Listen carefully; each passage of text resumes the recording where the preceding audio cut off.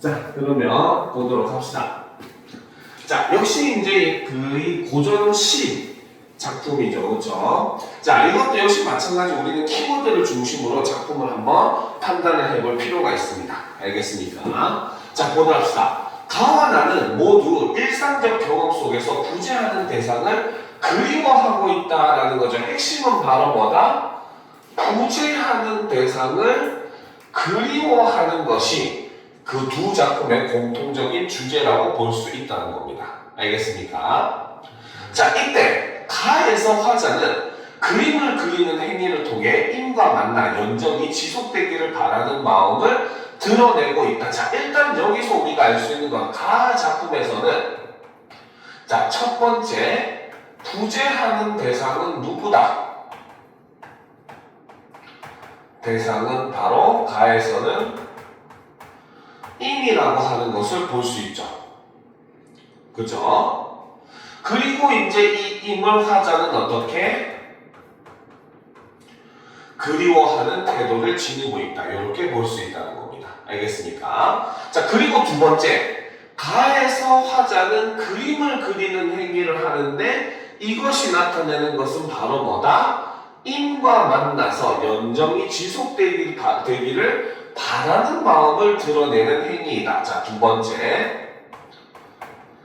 그림 그리기라고 하는 행위는 이꼴 무엇을 나타낸다? 바로 인과 만나 연정이 지속되기를 소망하는 행위이다 라고 하는 게 정도를 우리가 볼 수 있다는 거죠. 알겠습니까? 자, 그런데 반면에 나 작품을 보도합시다. 나에서 글쓴이는 아내가 죽은 후라고 되어 있어. 그렇지? 그죠? 그러면 나에서 첫 번째 구제하는 대상은 바로 누구다? 대상은 바로 아내라고 볼 수 있고 역시 이 아내를 그리워한다는 점이 가와 나의 공통점이라고 볼 수 있죠. 그렇죠? 자, 그래서 이제 아내가 그리움의 대상이 되는 것이고 이때 장래 의례와 일상생활 속에서 눈물을 흘리는 경험이 바로 뭐다? 위에서 제시했었던 일상 경험 속에서 뭡니까? 그리움은 구제하는 대상을 그리워하는 내용에서 일상적인 경험이라고 볼 수 있겠죠. 그렇죠? 그래서 이를 통해서 어떻게 이에 담긴 감정적 반응의 이치와 의미를 다양하게 고찰하는 모습을 보여준다는 거죠. 그래서 두 번째는 장래 의례, 그 다음에 일상 생활 속 눈물의 경험을 통해서 이 속에 담겨있는 바로 뭐다? 감정적 반응의 이치와 의미를 이렇게 다양하게 고찰하는 작품이다. 자, 그래서 키워드에서 사실 우리는 생각보다 굉장히 이렇게 많은 내용들을 뽑아낼 수가 있어야 된다는 겁니다. 알겠죠? 자, 그러면 이제 처음부터 한번 보도록 합시다. 첫 번째 작품, 석춘사라고 하는 작품을 한번 살펴보도록 합시다. 다 적었어요? 자, 그러면 살펴보도록 합시다. 자, 어화 아깝도다. 아름다운 봄이 간다라는 거죠. 그쵸? 자, 여기서 어화라고 하는 것은 바로 감탄사입니다. 자, 그러니까 여기서는 우리가 영탄법이 사용되었다라고 볼 수 있다는 거죠. 알겠습니까? 자, 그런데 이제 화자는 얘기하죠. 어화 아깝도다. 아름다운 봄이 간다라고 얘기합니다. 알겠습니까? 그러면 여기서 화자가 감탄하는 이유는 봄이 아름다워서일까? 그렇죠. 여기서 이제 화자가 감탄사를 내서 영탄의 의미를 나타내는 것은 바로 뭐다? 바로 봄이 가는 것, 즉 시간의 흐름에 대한, 그렇죠? 것에 대한 일종의 안타까움의 표현이다. 이렇게 볼 수 있다는 거죠. 이해됩니까? 그쵸? 자, 그래서 화자는 얘기합니다. 아름다운 봄이 간다. 이 봄이 분주하여 가는 줄 몰랐더니, 즉 바빠가지고 시간이 흐르는 줄도 몰랐다는 거죠. 그쵸? 그런데 서글퍼서 창을 여니 화초가 난만하다라는 겁니다. 자, 여기서는 서글프다 라고 얘기를 함으로써 화자의 정서를 직접 제시해 주고 있다라고 볼 수 있다는 거죠. 알겠습니까? 자, 그러니까 지금 정신을 차리고 보니 어때? 화초가 난만하다. 굉장히 흐드러졌다. 즉, 봄이 지금 한창을 지나가지고 이제 서서히 꺾이고 있는 그런 시기다라고 볼 수 있다는 거죠. 알겠습니까? 자, 이 구체적인 시기에 대한 내용은 밑에 또 등장을 하니까 나중에 뒤에 가서 한번 살펴보도록 합시다. 알겠죠? 자, 호련히 일어서 동산을 돌아드니 실버들 가지 위에 꾀꼴소리 낭자하고 구슬발 수놓은 막에 제비소리 즐거웠다. 아름다운 꽃 사이로 나비 쌍쌍 춤을 추고 라고 되어 있습니다. 알겠습니까? 자, 지금 여기서 지금 화자가 본 대상은 그쵸? 바로 아름다운 그쵸? 동산의 봄 풍경을 이렇게 묘사를 하고 있다 라고 볼 수 있다는 거죠. 알겠습니까? 오케이? 자, 그런데 자, 여기까지는 쉬웠죠. 그렇죠? 근데 여기서 우리는 한 단계 더 나아갈 수 있어야 돼요. 알겠습니까? 자, 아까 앞에서 키워드에서 뭐라고 했습니까? 화자는 지금 부재하는 대상을 그리워하고 있는데 그게 바로 인이라고 얘기했었잖아요. 그렇죠? 그죠? 그렇다는 것은 이렇게 쌍쌍이 춤을 추는 나비라든지 아름다운 봄의 풍경은 화자의 처지와 같을까 다를까? 같다고? 화자는 혼자인데? 그치, 혼자 있으면 어때요? 자기 마음속에 아름답겠어요? 안 아름답겠어요? 그치, 지금 갖기가 님이 그리운데 님이 없는 거잖아. 그치? 그러니까 어떻게? 이 봄 풍경의 모습은 바로 뭐다? 화자의 그쵸? 심리와 대조가 되는 이런 모습을 볼 수가 있다는 겁니다. 알겠습니까? 자, 계속 보도록 합시다. 자, 향기로운 목단하는 담안에 피었더니, 그쵸? 아침에 떠오르니 더욱 곱게 잠겼구나. 달빛 아래 미인같이 연연한 고운빛이, 자, 미인같이, 무슨 법? 그쵸? 비유 중에서 시규의 방식을 사용을 하고 있죠. 자, 서왕모에 반도하여 처사가의 운명하라. 동풍에 휘날리니 꽃향기 진동한다.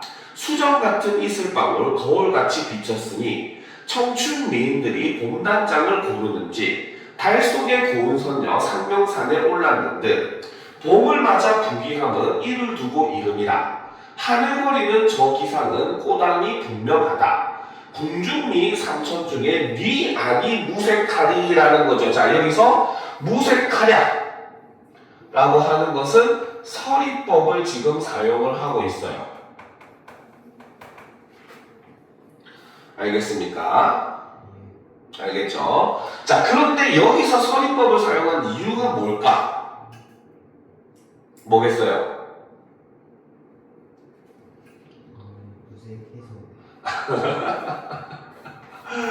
때리고 싶네 진짜로. 그치? 자, 여기서 지금 핵심은 바로 뭐다? 자, 사실 여기서 지금 묘사하고자 하는 핵심적인 소재는 바로 요 목단화입니다. 알겠습니까? 요 목단화가 어떻게 향기롭기도 하고 담안에 피어 있는데 아침에가 떠오를 때 봤더니 더욱 곱게 생겼다는 겁니다. 알겠죠? 이 목단화를 무엇에? 달빛 아래 미인에다가 목단화를 비유했고, 그쵸? 그죠? 그 다음에 얘를 마치 뭐다? 서왕모에 반도하여 처사가의 운명하다. 요렇게 얘기를 하고 있죠. 그쵸? 여기서는 바로 뭐다? 비유 중에서 음유의 방식을 사용을 하고 있습니다. 알겠습니까? 그만큼 아름다운 꽃이라는 거죠. 그렇죠? 자, 동풍에 휘날리니 꽃향기 진동한다. 수정 같은 이슬방울 거울같이 비쳤으니 청춘 미인들이 몸단장을 고르는지 달 속에 고운 선녀 상명상에 올랐는 듯 봄을 맞아 부귀함은 이를 두고 이르니라. 그래서 여기서 이것이라고 하는 것이 바로 뭐다? 위에 있었던 목단화라는 거죠. 알겠습니까? 자, 그래서 마지막에 얘기합니다. 궁중미인 삼천 중에 뉘 아니 그 누가 아니 무색하겠는가. 모든 궁중미인 3,000명이 전부 다 이 목단 앞에서는 어쩔 수밖에 없다? 무색할 수밖에 없다는 거죠. 그렇죠? 그럼 여기서 서리법을 사용한 이유는 바로 뭐다? 목단화의 아름다움을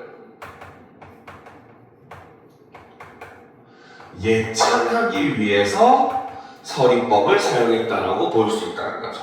알겠습니까? 이해가 되죠? 자, 계속 봅시다. 봄바람의 향기 따라 춤추는 나비런다. 봄 경치와 연분이니 나비야 가지 마라. 꽃바람도 전해온다. 봄 소식 물어보자. 아마도 봄 다가면 이 꽃이 이울리라. 다 시들어서 떨어져 버릴 것이다. 봄철 석달은 반나마 지났으니. 자, 여기서 지금 바로 뭐다? 이 작품의 계절적 배경이 드러나죠. 그쵸? 자, 작품이 쓰인 계절적 배경은 바로 뭐다? 바로 봄의 한중간이라는 거죠. 그러니까 우리가 봄, 여름, 가을, 겨울 옛날에는 3달씩 했었단 말이에요. 지금이야 뭐 그 가을과 봄이 굉장히 짧지만, 그죠? 근데 옛날에는 이렇게 3달씩 했었는데 그 중에 그 석 달 중에 얼마나 절반이 지나갔다라는가. 그러면 지금으로 치면은 한 뭐 딱 지금 시기쯤 되겠네요. 5월, 6월쯤. 그쵸? 그래서 보통 여름은 한 7, 8월부터 예전에 시작을 했잖아요. 그치? 그러니까 뭐 그 겨울이 지나고 이제 봄이 한창일 때 이런 시기라고 볼 수 있습니다. 자, 근데 사시장춘 아니어든 어이 길이 보자 말다. 그쵸? 자, 봄의 신 조화로되 길이 본길 바위 없다라는 거죠. 그쵸? 자, 그래서 지금 바로 뭐다? 여기서는 지금 화자는 바로 무엇을 하고 있다? 자, 여기서는 바로 봄의 화신이 나비를, 그쵸?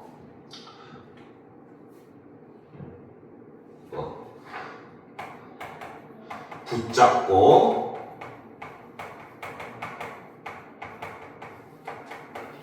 싶다고 얘기를 하는 겁니다. 알겠습니까? 자, 근데 이 말은 다른 의미로 하면은 바로 뭐다? 봄을 길이, 즉 영원히,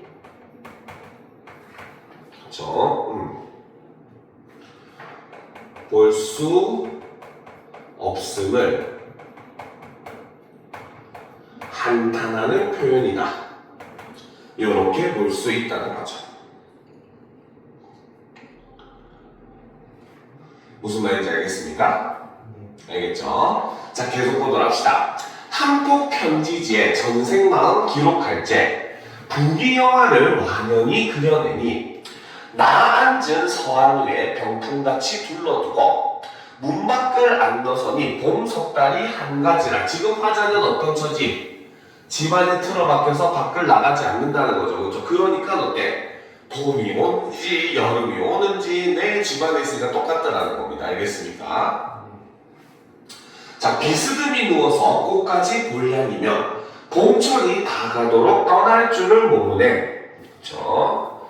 자, 계속 보도록 합시다.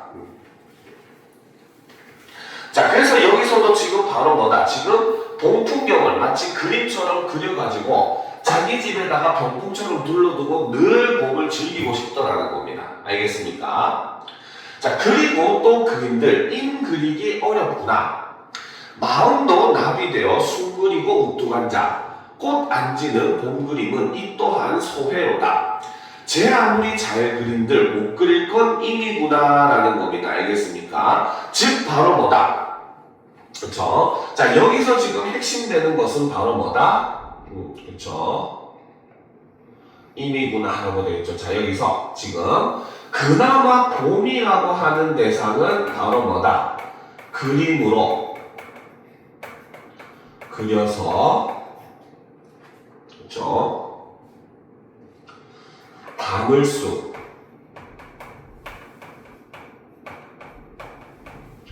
있는 대상이라는 겁니다.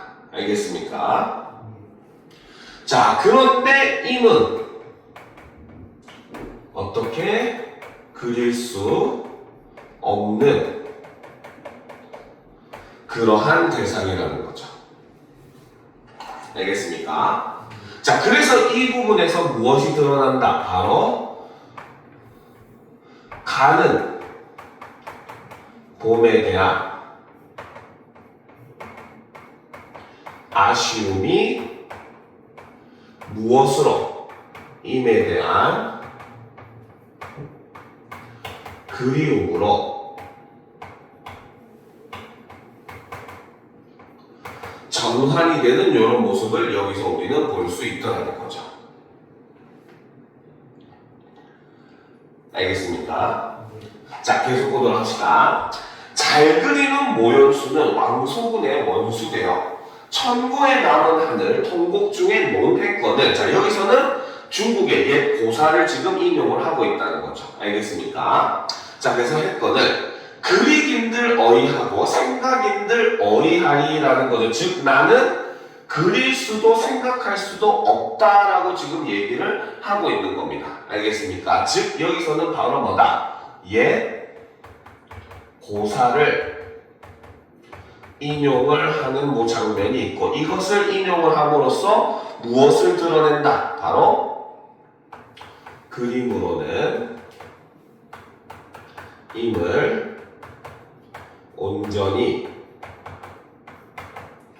담을 수 없는 이러한 현실을 지금 이렇게 얘기를 하고 있다는 거죠. 알겠습니까? 수심으로 붓을 잡고 한숨으로 채색하니 임의 모양 그려지고 내 모양 그려지네 라는 거죠. 즉 바로 뭐다? 수심과 한숨으로 그림을 그렸더니 임의 모양과 내 모양이 그려진다는 거야. 그 말은 뭐다? 진짜로 그린 게 아니라 마음속에 그리움이 자꾸 사무치는 거. 알겠죠? 수심은 바로 뭐야? 그 깊은 마음. 그걸 얘기를 하는 거고, 그렇죠? 한숨은 뭡니까? 임을 만나지 못하는 현실에 대한 그런 한탄, 그리움의 의미가 되겠죠. 자, 임 없이 그림 긴 상사만 남았구나. 그리고 또 그림이 긴 상사만 그렸구나라는 거죠. 자, 여기서는 바로 뭐다? 그렇죠? 자, 요 두 구절에서는 바로 뭐다? 대꾸의 방법을 사용을 함으로써, 그렇죠? 바로 임에 대한 그리움을 강조하는 이런 모습을 보여주죠. 상사가 바로 상사병 할 때 그 상사죠. 그렇죠? 자, 계속 봅시다. 네. 대꾸는 그 구조만 반복되는 거예요. 문장이 반복되는 게 아닙니다. 그러니까 예를 들어서 보면 인생은 짧고 예수는 길다 이러잖아요. 그렇죠? 자, 이럴 때는 대꾸뿐만 돼요. 왜? 뭐는 뭐다, 뭐는 뭐다의 문장 구조가 쓰였으니까. 무슨 말인지. 근데 반복은 뭐야? 아예 똑같은 말이나 구절이 반복될 때 우리는 그걸 반복법이라고 해요. 알겠습니까? 자, 그럼 얘 같은 경우는 뭐야? 임 없이 그린 긴 상사만 남았구나. 그리고 또 그림이 긴 상사만 그렸구나 라고 되어 있잖아요. 그렇죠? 여기서 반복되는 것은 뭐밖에 없어요?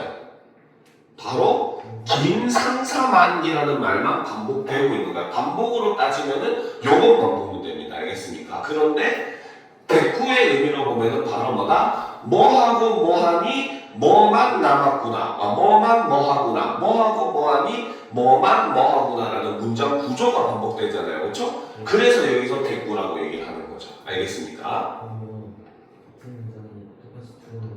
그거는 반복이라고 봐야 되겠죠. 대꾸보다는.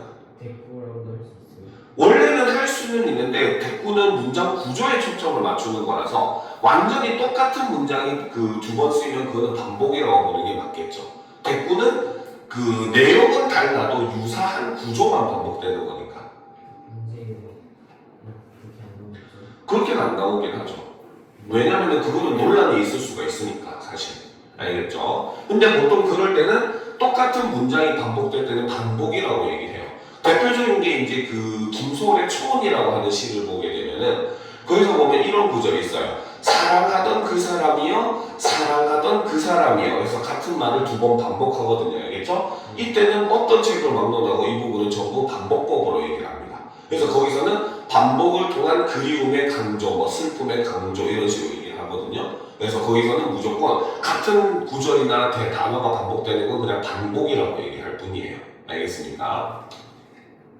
자, 계속 봅시다. 자, 이것도 원수같이 그림도 명수로다.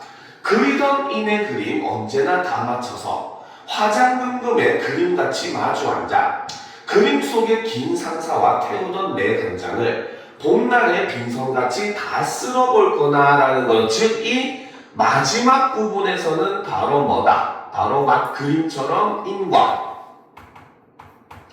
인과의 재회를 소망하는 이런 모습을 나타내고 있다라고 볼 수 있다는 거죠. 알겠습니까? 그래서 인과 다시 만나서 사랑하는 시절이 왔으면 좋겠다 하고 그를 마무리를 하고 있다는 거죠. 알겠습니까? 자, 그러면 이제 다음 작품으로 넘어가 보도록 합시다. 바로 눈물의 근원. 그쵸? 자, 눈물의 여왕은 아닙니다. 자, 보도록 합시다. 왜요? 왜 어이없다는 듯이 쳐다보지? 어? 언제 그거요? 네? 언제 그거요? 그게 무슨 말이야? 눈물의 얼마 안 됐죠, 너? 한 3년 됐나? 그렇게 오래 안 된 걸로 아는데? 그래요? 어. 이만 30년 된 것 같은데. 와, 어이가 없네. 자, 보도록 합시다. 자, 눈물은 눈에 있는가 아니면 마음에 있는가라는 거죠. 자, 그래서 이거는 묻는 방식으로 글을 시작을 합니다. 그래서 눈물은 어디에 있는가라고 이제 물어본다는 생각을 하는 거죠. 자, 눈에 있다면 물이 물 웅덩이에 고여 있는 듯한가? 마음에 있다면 피가 맥을 타고 다니는 것과 같은가라는 거지, 그렇지? 자, 그래서 지금 여기서는 자, 여기서는 바로 비유의 표현을 사용을 해서 바로 눈물이 고이는 위치를 가정을 하고, 그쵸? 이를 통해서 따져보는, 그쵸? 가정을 통해서 살펴보는 이러한 모습을 볼 수가 있죠. 그러니까 눈물의 본질에 대해서 알고 싶다는 거죠. 알겠습니까? 자, 계속 봅시다. 눈에 있지 않다면 눈물이 나오는 것은 다른 신체 부위와는 무관하게 오직 눈만이 주관하니 눈에 있지 않다고 할 수 있는가? 마음에 있지 않다면 마음의 움직임 없이 눈 자체로 눈물이 나오는 일이 없으니 마음에 있지 않다고 할 수 있는가라는 거죠. 즉 바로 뭐다? 눈물이 눈에 있다고 하기도 힘들고 마음에만 있다고 하기도 힘들다는 거죠. 알겠습니까? 일단은 뭡니까? 눈에서만 눈물이 나니까 다른 모든 신체 부위하고는 관련이 없다고 볼 수 있다는 거죠. 그렇죠? 근데 또 반면에 눈물은 마음이 슬퍼야만 눈물이 나오잖아요. 그렇죠? 그러니까 마음에 눈물이 또 있다고도 할 수 있더라는 겁니다. 알겠죠?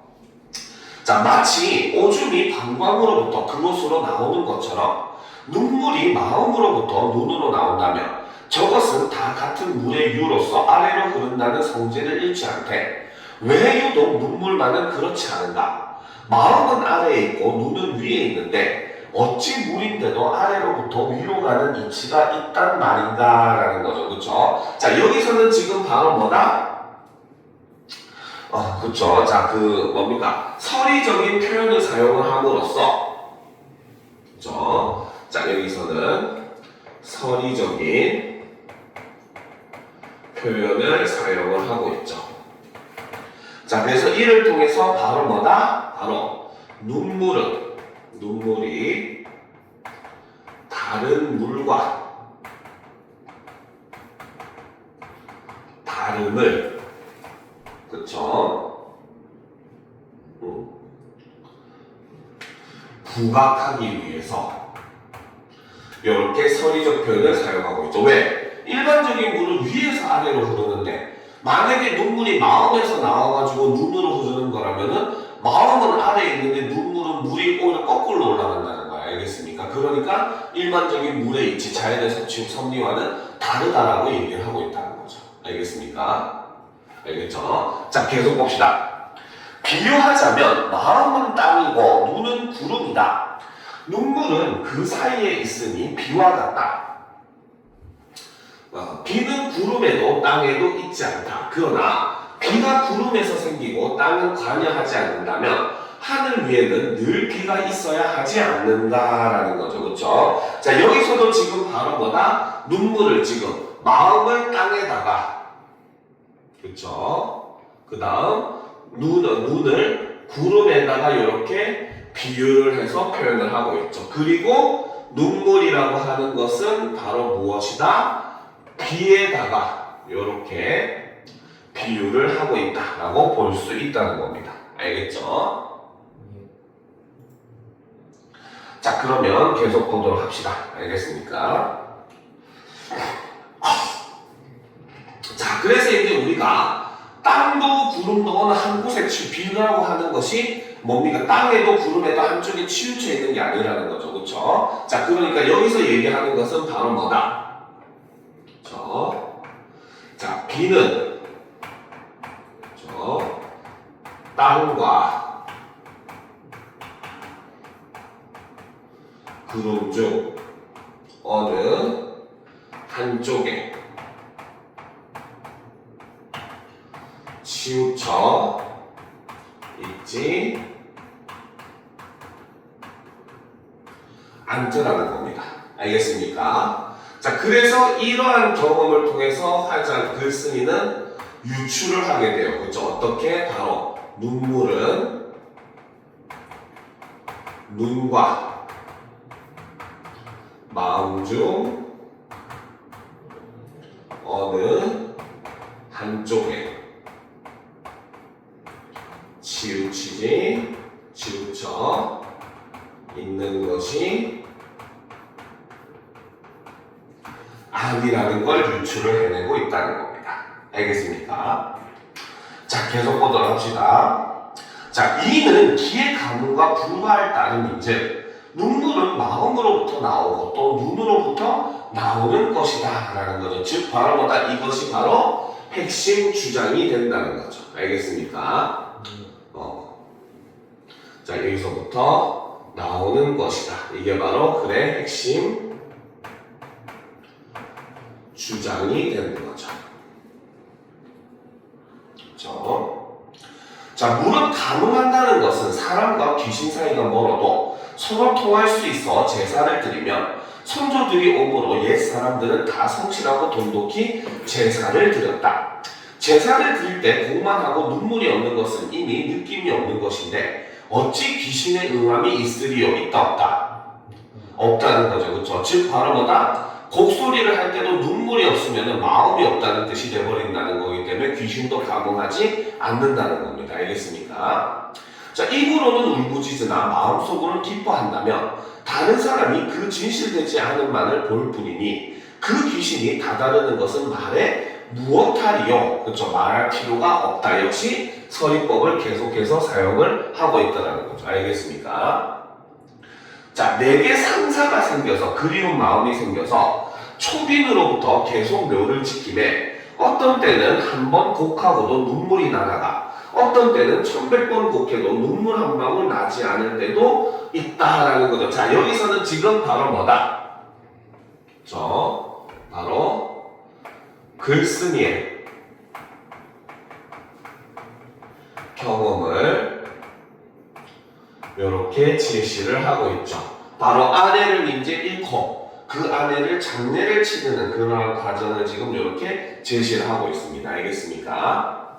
자, 그 자리에서 곡함에, 그쵸?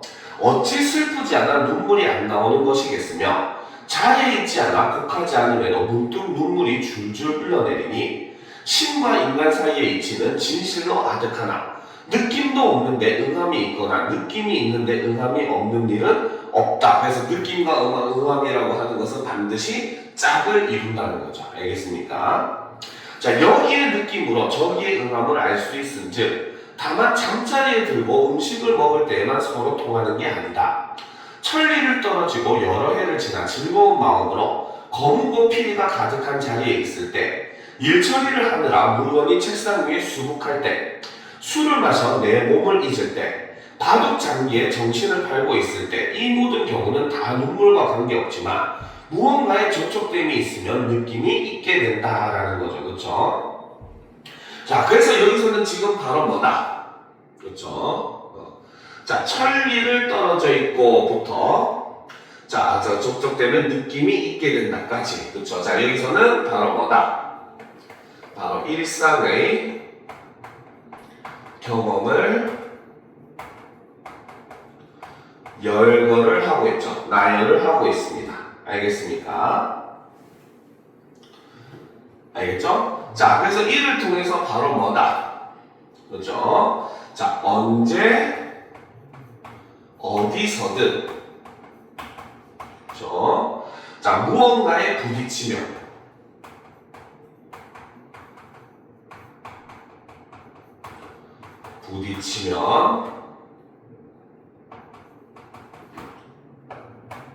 느낌이 일어난다 라고 하는 걸 이렇게 나타내고 있죠. 즉 바로 뭐다? 그 느낌이라고 하는 것은 내가 울려고 해서 느낌이 일어나는 게 아니라 어느 순간 문득 그리움이 생기더라는 겁니다. 알겠습니까? 실제로 우리 재용이는 그 키우던 강아지가 죽거나 이런 경험이 있어요? 없어요? 소중한 사람을 잃어본 경험은 없어요? 언제 누구? 지금 돌아가셨는데 어느 날 갑자기 문득 먹을 때 생각나는 것도 아니고 갑자기 길 가다가 어느 날 할아버지랑 비슷한 사람을 우연히 보게 되면 갑자기 외할아버지가 떠오르게 될 것이고, 그렇죠? 그렇지? 그런 식으로 바로 느낌이라고 하는 거예요. 여기서 부딪힌다는 건 진짜 몸을 빡 하는, 그렇죠? 못빡 하는 게 아니라, 그렇지? 어떤 경험을 할 때마다 문득 그런 기억들이 떠오를 수가 있다. 느낌이 올 수 있다고 얘기를 하는 거죠. 자, 계속 봅시다. 느낌은 눈물과 도모하는 건 아니지만 눈물은 느낌을 따라 나오니 신이 응하게 되는 것은 향을 사르고 처연해지는 제사 때만 그러는 게 아니라 어떠한 상황에서든 있는 것이다 라는 거죠. 즉 바로 뭐다? 아내를 제사 지낼 때만 아내가 그리운 게 아니라 일상생활 모든 순간에 아내가 어떻더라? 문득 그리워진다는 겁니다. 알겠습니까? 그러니 그 자리와 자리 아닌 곡함과 곡하지 않음을 또한 논에 무엇하리요라는 거죠. 논할 필요가 있다 없다. 그쵸? 즉 바로 뭐다? 중요한 것은 바로 뭐다? 바로 중요한 것은 눈물을 흘리는 형식이 아니라 형식, 즉 곡함이죠. 아니라 무엇이다? 마음의 느낌에 있는 것이다. 이렇게 볼 수 있다는 거죠. 무슨 말인지 알겠습니까? 자, 그래서 이렇게 아내를 잃고 자신의 마음을 쓴 작품이 바로 눈물의 근원이라는 작품입니다. 자, 그러면 마지막 현대시 작품 살펴보고 오늘 수업을 마무리하도록 합시다. 알겠죠? 자, 사랑의 정당 윤동주 시인의 시죠. 자, 이 작품도 일단 우리가 먼저 키워드로 한번 살펴보도록 합시다. 자, 시에서 화자는 특정 대상에게 말을 건네는 방식 일종의 바로 뭐다? 대화체를 사용을 한다고 볼 수 있죠. 그래서 이를 통해서 뭘 한다? 주제의식을 드러낸다는 겁니다. 알겠습니까? 자, 이때 가에서는 바로 뭐다? 화자는 자신들에게 닥칠 시련을 직감하고 사랑하는 대상에게 당부의 말을 하며 서로 다른 길을 가자고 하는 게 가 작품의 주제라는 거죠. 알겠습니까? 자, 그런데 반면에 나 작품은 바로 뭐다? 자연물을 관찰하는 화자와 의인화된 자연물인 두 화자가 등장을 하게 된다는 거예요. 알겠습니까? 그래서 이를 통해서 바로 뭐다? 의인화된 자연물인 화자가 자연물을 관찰하는 화자에게 어머니에 대한 관심을 당부하면서 화자의 성찰을 유도하는 것이 나 작품의 핵심적인 내용이라는 거죠. 알겠습니까? 자, 그러면 이제 이런 걸 염두에 두면서 가 작품부터 사랑의 전당부터 한번 살펴보도록 합시다. 알겠죠? 자, 그러면 처음부터 봅시다. 자, 순아. 자, 지금 순이를 부르고 있죠. 그쵸? 그죠? 자, 일단 여기서 쓰인 표현법은 누구를 부르는 걸 우리는 도너법이라고 합니다. 알겠습니까? 오케이? 자, 그러면 이제 여기에 나오는 이 순이라고 하는 인물이 바로 무엇이다? 글쓴이가 어떻게 하는 세상? 바로 화자가 사랑하는 대상이라고 볼 수 있다는 거죠. 알겠습니까? 자, 순아, 너는 내 전에 언제 들어왔던 것이냐라는 거죠. 그렇죠? 자, 이 말은 사실은 바로 뭐다? 여기서 전이라고 하는 것은 일종의 바로 뭐다? 마음, 내면이라고 볼 수 있다는 거죠. 알겠습니까? 그러면 순이가 내 마음에 들어왔다. 그렇죠? 그 다음에 내가 순이의 마음에 들어갔다라고 하는 것은 바로 무엇이다? 바로 그죠? 자, 언제 그죠? 사랑이 깃들었는지 모를 만큼 그죠? 자연스럽게 사랑이 싹 텄다는 것을 이렇게 표현을 하고 있는데 이것은 어떻게 것이냐라고 얘기를 하면서 바로 뭐다? 말을 건네는 방식으로 이렇게 표현을 하고 있다는 거죠. 알겠습니까?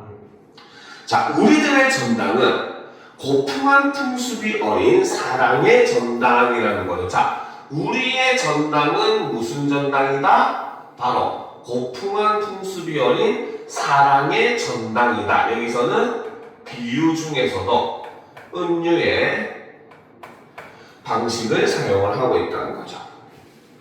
알겠습니까? 자, 순아, 암사슴처럼 수정 눈을 내려감아라. 난 사자처럼 엉클린 머리를 고르련다라는 거죠. 그렇죠? 자, 여기서 보면 지금 순이는 어떻게? 바로 암사슴에다가 비유를 하고 있죠. 그죠? 그리고 화자는 어떻게? 나는 사자에다가 지금 비유를 하고 있습니다.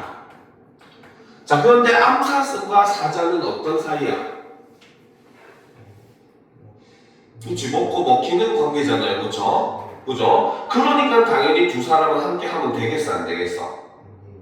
안 되겠다는 거죠. 그쵸? 자, 그래서 여기서는 감아라, 고르련다 라고 얘기를 함으로써 자, 여기서는 명령형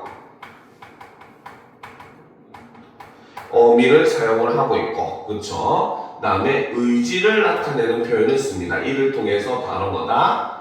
이별을 준비하는 그런 화자의 모습을 나타내고 있다라고 볼 수 있다는 거죠. 알겠습니까? 자, 우리들의 사랑은 한낱 벙어리였다. 그쵸? 왜? 말로 다 전하지 못했기 때문에 마치 벙어리 같은 사랑이었다는 거죠. 자, 청춘. 그쵸? 여기서도 역시 영탄법을 사용을 하고 있죠. 자, 성스러운 촛대에, 그쵸? 열한 불이 꺼지기 전, 순아, 너는 앞문으로 내달려라 라는 겁니다. 알겠습니까? 여기서도 지금 순이가 얼른 빨리 도망가기를 바란다는 거죠. 알겠습니까? 자, 그럼 계속 봅시다. 자, 어둠과 바람이 우리 창에 부딪히기 전, 나는 영원한 사랑을 아는 채 뒷문으로 멀리 사라지는다라는 거죠. 자, 여기서 핵심은 바로 뭐다? 어둠과 바람이라고 하는 것은 바로 일종의 시련, 고난을 상징하고 이것은 일종의 일제 강점이라고 볼 수 있다는 거죠. 알겠습니까? 그런데 나는 어떻게 뒷문을 어떻게 하겠다? 멀리 사라지겠다라고 얘기합니다. 일종의 바로 자기 희생의 의지를 드러낸다라고 볼 수 있다는 거죠. 알겠습니까?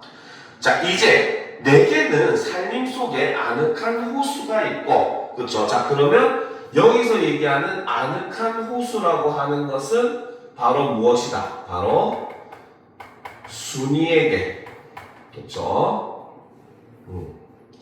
펼쳐진 삶을 얘기하고 이것은 일종의 안락한 삶을 얘기한다고 볼 수 있다는 거죠. 알겠습니까? 그런데 반면에 내게는 준엄한 산맥이 있다라는 거죠. 그렇죠? 그래서 준엄한 산맥이라고 하는 것은 그렇죠? 바로 나의 앞에 펼쳐진 삶이라고 볼 수 있는 거고 이것은 일종의 고난과 역경의 그런 삶이라고 볼 수 있다는 것이고, 그렇죠? 그렇기 때문에 바로 뭐다? 두 인물의 삶의 방향이 다름을 이렇게 나타냈다라고 볼 수 있다는 겁니다. 알겠죠? 자, 실제로 이런 내용은 윤동주의 삶을 되돌아보면 굉장히 쉽게 이해를 할 수가 있어요. 알겠죠? 윤동주는 실제로 시도 많이 쓰고 하긴 했지만 실제로 굉장히 활발하게 독립운동 활동을 했었던 사람입니다. 심지어는 그 무장 독립단체의 의열단에도 가입을 해서 활동을 했었던 사람이에요. 알겠죠? 그러니까 당연히 윤동주는 어때요? 자기에게 펼쳐진 삶은 나라의 독립을 위해서 노력하고 스스로를 희생하는 삶밖에 없다는 겁니다. 알겠죠? 그런데 반면에 자기가 사랑하는 아내는 그래도 어떻게 조금 더 편안하게 그런 나와는 상관없이 조금이라도 안락한 곳에서 그쵸? 내 사랑하는 사람이 살았으면 좋겠다라고 하는 마음을 가질 수밖에 없다는 거죠.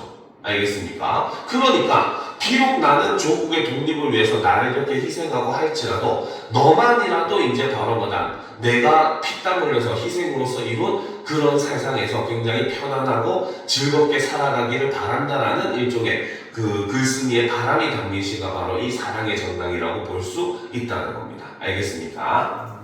이해가 되죠? 자, 그럼 이제 다음 작품, 그렇죠? 보라 감자꽃 살펴보도록 합시다.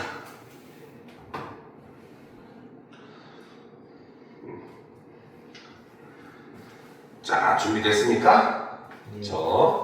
자, 살펴보도록 합시다. 자, 자주 보라.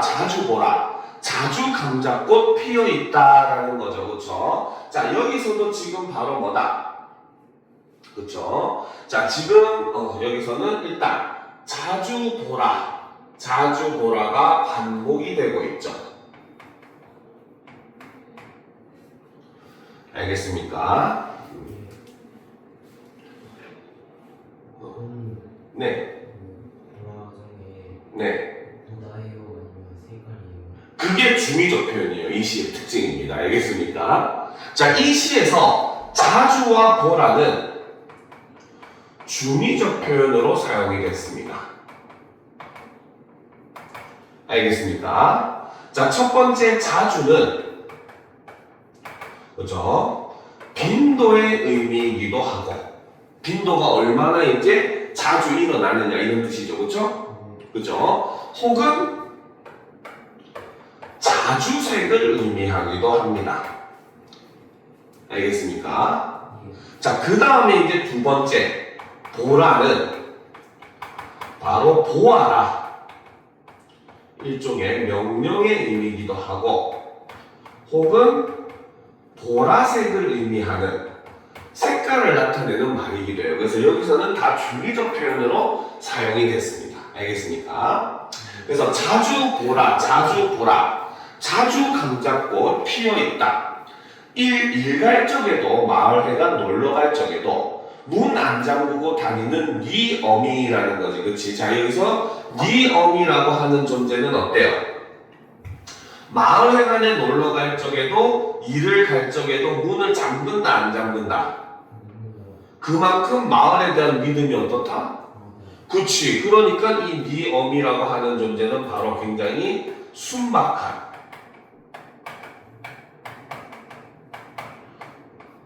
존재라는 거죠. 알겠습니까?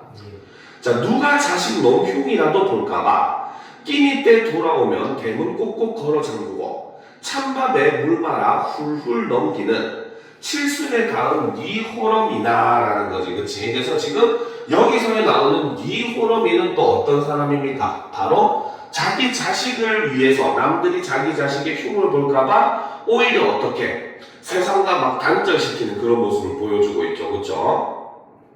그죠? 자, 그래서 지금 여기서 이제 네 어미는, 그죠? 호러미는 바로 뭐다? 자식을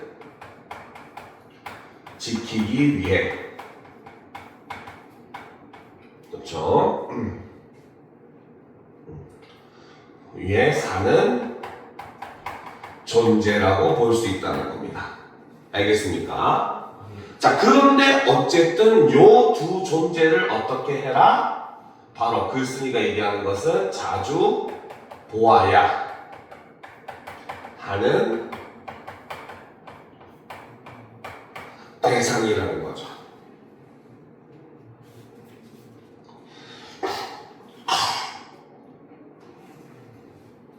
됐습니까? 자, 그래서 그 다음에 나오죠. 자주 보라, 자주 보라. 그러니까 여기서 중의적 의미가 가지는 겁니다. 알겠습니까? 그래서 첫 구절을 반복을 함으로써 중의성도 부여를 합니다. 알겠죠? 그래서 그런 어머니를 어떻게 해라? 어머니들을 자주 보아라. 그 어머니의 모습이 그 어떤 모습이더라도 전부 다 바로 뭐다? 자식을 위한 사랑의 마음이 담겨있는 존재들이다라는 걸 이야기를 한다는 거죠. 알겠습니까?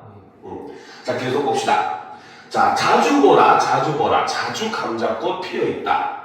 어머니가 챙겨 싸준 감자, 쪼글쪼글 썩혀서 버린 화단에 자주 감자꽃은 피어. 그쵸? 자, 그래서 지금 여기서는 바로 뭐다? 지금 어머니는 정성껏 감자를 싸줬단 말이야, 알겠지? 근데 자식은 어떻게 해버려, 그거를?